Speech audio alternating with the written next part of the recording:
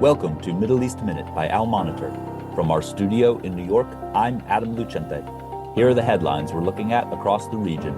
Today is Monday, July 20th, 2026.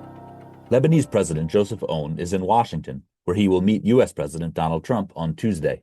Aoun's office said he will ask Trump to exert pressure on Israel to implement the June agreement between the two countries, which calls for the disarmament of Hezbollah and the gradual withdrawal of Israeli troops from the south and deployment of the Lebanese armed forces to the area. Israel and Lebanon held talks in Rome last week that both sides described as positive.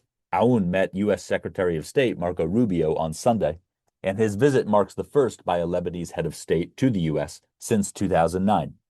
Iranian Foreign Ministry spokesperson Ismail Baghai said on Monday that Iran has received new proposals from mediators, though he did not elaborate. An Iranian official told Reuters that there was a proposal to pause the war for 10 days and figure out how to restart talks.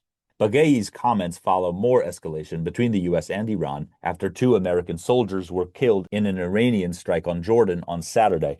The IRGC announced new strikes against U.S. targets in Jordan and Kuwait on Monday and claimed that members of the Jordanian public and military provided intelligence for the matter, according to the state-run Press TV.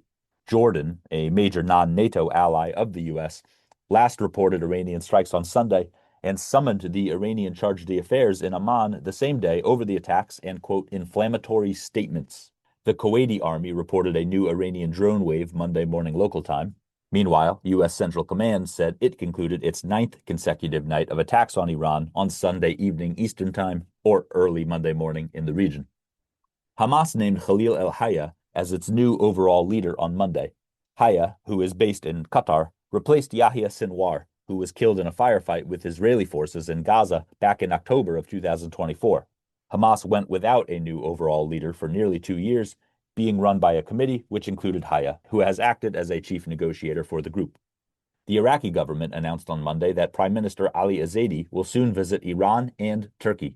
Zaidi completed a key visit to the U.S. on Saturday, where he met with Trump and oversaw the signing of a number of deals aimed at boosting American energy investment in Iraq. Zaidi has pledged to disarm and integrate Iran-backed militias into the Iraqi state, a key demand of the Trump administration that is encountering resistance from some Iranian proxies in the country. Syrian Foreign Minister Assad Eshebani arrived in Kuwait on Monday for bilateral talks. He visited Saudi Arabia last week as Syria seeks to cultivate ties with the Gulf.